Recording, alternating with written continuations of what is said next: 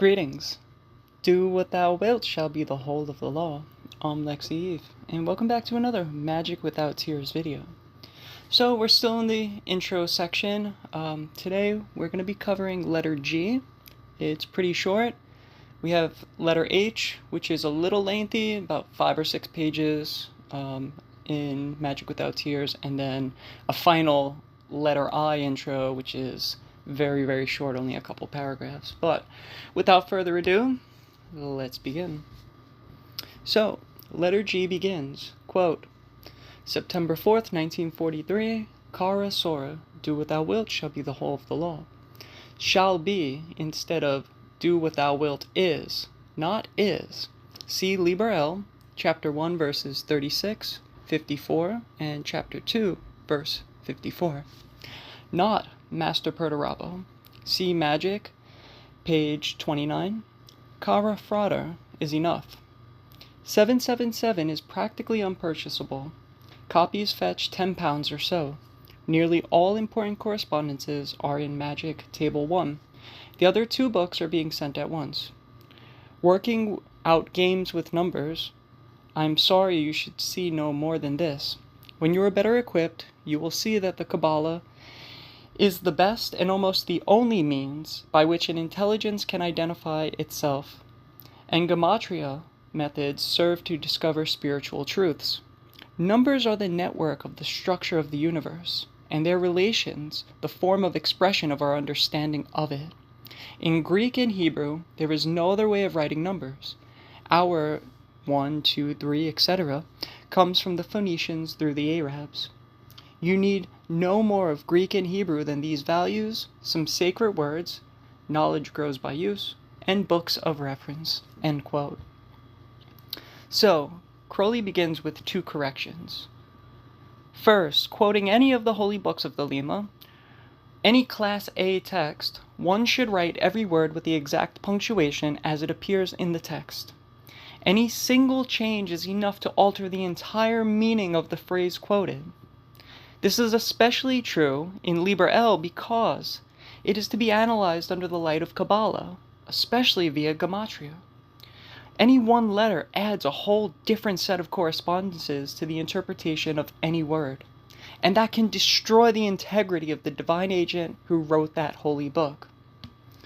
Now, this is a good place to state that I do not accept the change to Liber L made by Hymenaeus Beta. In my opinion, he changed fill to kill, not because he believed that the reproduction of the poem on the stele published by Crowley in the Equinox of the Gods should say kill, but it's my opinion that he's trying to hold on to the copyrights of the Book of the Law. I've read his argument on why he changed that one letter. It says elsewhere in the text of, especially in Nuit's chapter, change not the style of any letter. And in the description below, you could read his reasoning on why Hymenaeus Beta changed that one letter. To me, his arguments feel more like a slimy lawyer grappling for copyrights, not a magician who cares about the integrity of the holy book. That's my opinion and that's my stance. Feel how you want. I don't personally care. Sorry. As for the Gematria, per the above quote, when you begin to see numbers as the purest form of symbolism, and then see the universe as composed of those numbers, you can then receive the gnosis to be had by understanding Gematria in a Kabbalistic fashion. Until then, it's going to be meaningless to you.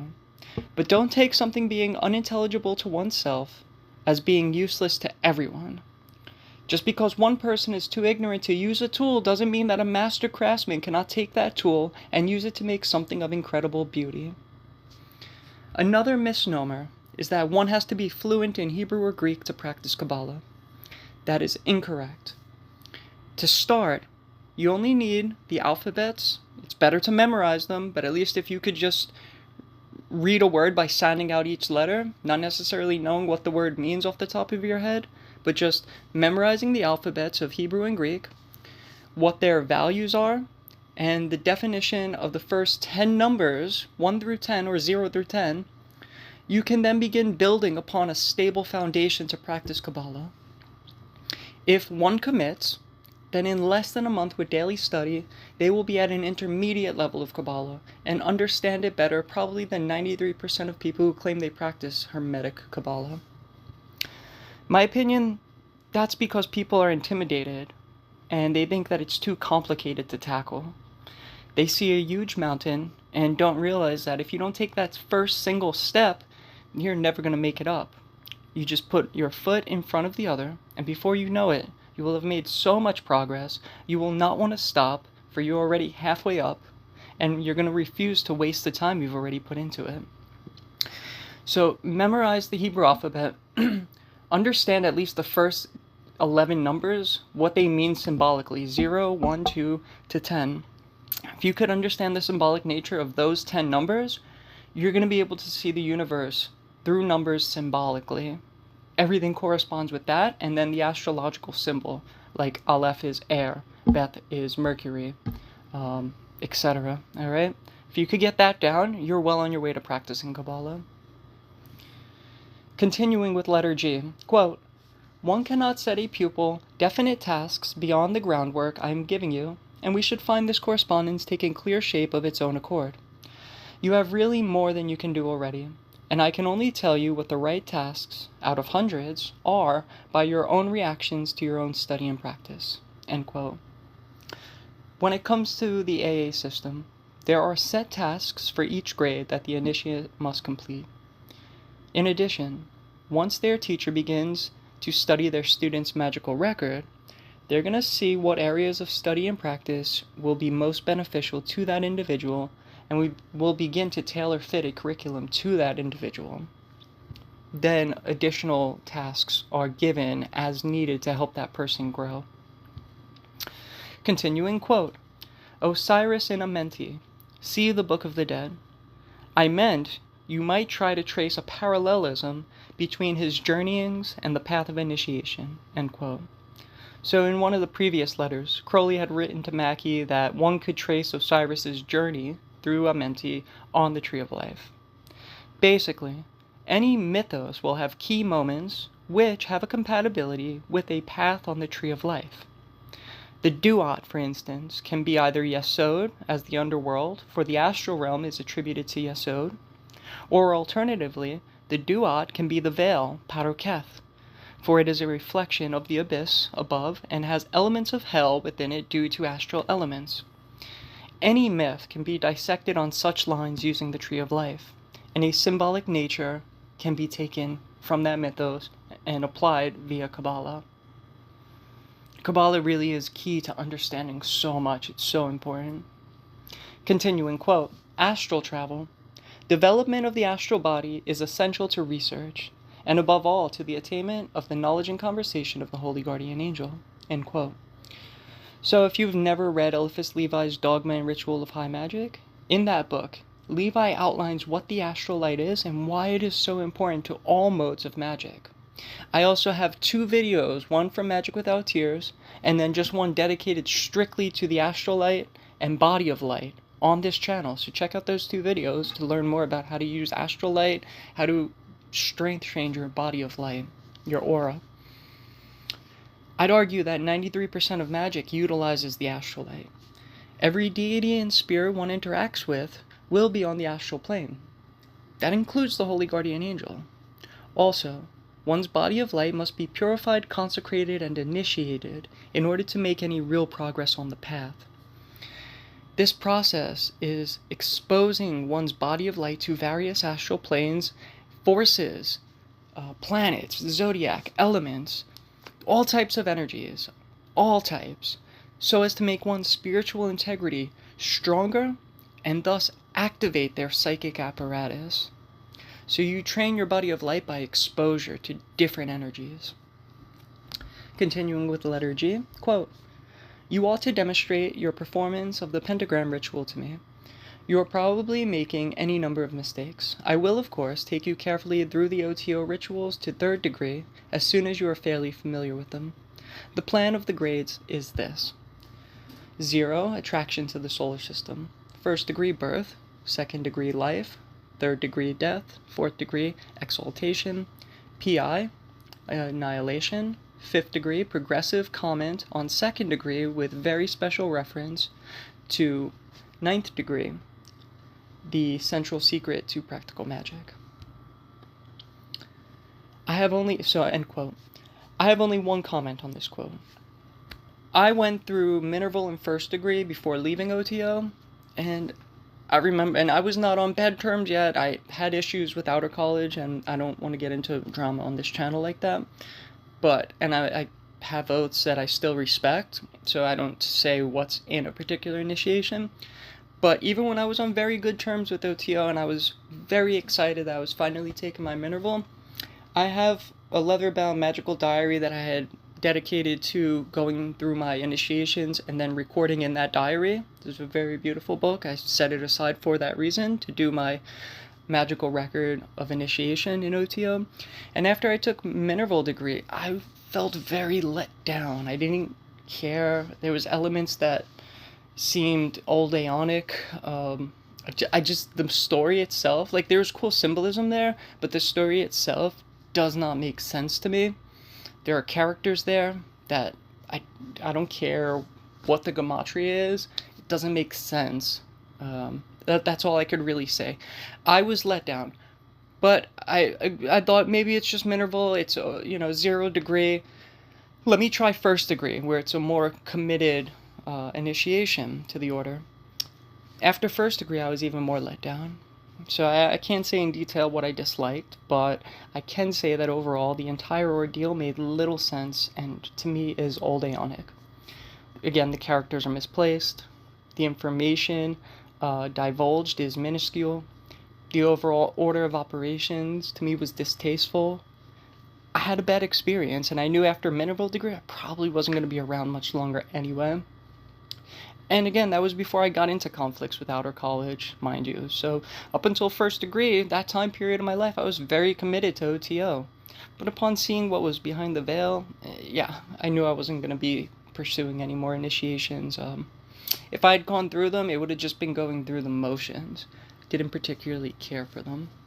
Other people may love them. That's fine. We all have our own unique path. We all need different things this incarnation. And so if you get it there, all the power to you. I was not getting what I needed there, and I felt it. I felt let down. Continuing with letter G. Quote, there is thus no connection with the AA system and the Tree of Life. Of course, there are certain analogies, end quote. So AA starts at the bottom of the Tree of Life, their initiations. You're going from Malkuth up to Cather, one sphere at a time, and working the paths in the grades. In OTO, there is a different order. You start, I believe, in like Chakma. You jump around. I think 2nd degree is Tifereth. So you're jumping around the Tree of Life, and the initiations in OTO work more with the chakra system than they do with the Tree of Life per se. Again, those two systems, Tree of Life and chakras, can be synthesized, like the ajna is chakma on the magician's tables. But that being said, don't mistake correspondence for being exactly the same. Qabalah and chakras, trio, the Sephiroth and chakras are two different things. Treat them differently. And so the order of operations of initiation in AA and OTO are completely different. One, you're ascending up. The other, it kind of bounces around. It starts at the top almost, and you kind of bounce around downwards, sort of, and it goes back up, and it's a little weird. But that's really all that they have in common, is that they use Crowley's work, the Lima, and that's really the only commonality. One's fraternal, the other is supposed to be teaching and strictly work-based. And it says in Liberal, let not one know well the other. So they're supposed to be two distinct, different things. One fraternal and social, you might get some knowledge and information here and there. The other is strictly you're doing the great work. But then when Crowley died and his students were all of the same grade, agreed that lineages was the best way to continue forward rather than consolidating power under one person, well, that should have been the course. Instead, you now have OTO endorsing a lineage. Meanwhile, two of their highest ranking members of AA had been given the boot by Moda decades ago, so it's a broken lineage, yet somehow Gunther reinitiated them. How that works exactly, I don't know. Meanwhile, Moda was like a first degree and claiming he was the Grand Poobah, and there was already definite 5th and 6th degrees on record alive at that time. So, you know, power makes people a mess. If you get power, make sure that you're doing it for the right reasons and you're using it for, like, you're using your power because that's the path that was given you. Don't go, look, delivered from the lust of results. You should be doing your will as a Thelemite, and I'll say this, I'm going to say you, and even though we shouldn't generalize what other people should be doing, but I hope that this is fairly obvious. We should all just be doing our will, not craving the results of the work. We should just do the work for the sake of doing the work, for the joy of doing the work. And whatever the outcome is irrelevant, detachment. But when you start seeking power and you start taking actions and lusting after, I'm going to make this power move and stab that person in the back and consolidate this lineage and do that and fuck this person, and you end up making a mess. And it goes, in my opinion, against the tenets of the Book of the Law. You know, don't seek power for the sake of power. If power is granted to you, make sure you use it responsibly, because that shit is going to come back to get you. You know, we make decisions, and you have to live with that. It doesn't just go away. You can't screw somebody over or hurt people and expect that, oh, it's fine. That was in the past. No, you own that. What you buy, you own. That being said, we're going to just finish off this letter. I went on a little tangent there off script, but I felt it was appropriate based on the contents of letter G. So, just to finish off, quote, "Your suggested method of study, you have got my idea quite well, but nobody can take you through the grades of AA. The grades confirm your attainments as you make them. Then, the new tasks appear. See my letter 1 star in sight. Love is the law, love under will, fraternally, 666, end quote. So just briefly, grades in AA do have to be conferred by a higher ranking authority in AA, but that only happens when you complete your grade work and make the necessary progress to entitle you to the next grade of the next Sephiroth. In other words, you cannot be initiated without completing your work. If somebody initiates you without you earning that next grade, well, you're not really in that grade on a spiritual level. You might be in that grade on paper. You might honorarily be in that grade, but you're not of that sphere. So you don't have that power level. You don't have that magical aptitude. So it's, you know, you have to do your tasks. You have to get the result of those tasks. Just because you go through the motions of doing grade work, well, there's things that should be happening as a result of that grade work. If you don't get the outcome and the benefits of doing the great work, well, then something went wrong there. You know, you should have grown, changed, got a better outlook on life, learned something magically, been able to do something. Things should have happened in your life as a result of that work. And if that doesn't happen, well, then it needs to be redone somewhere. There was a mistake.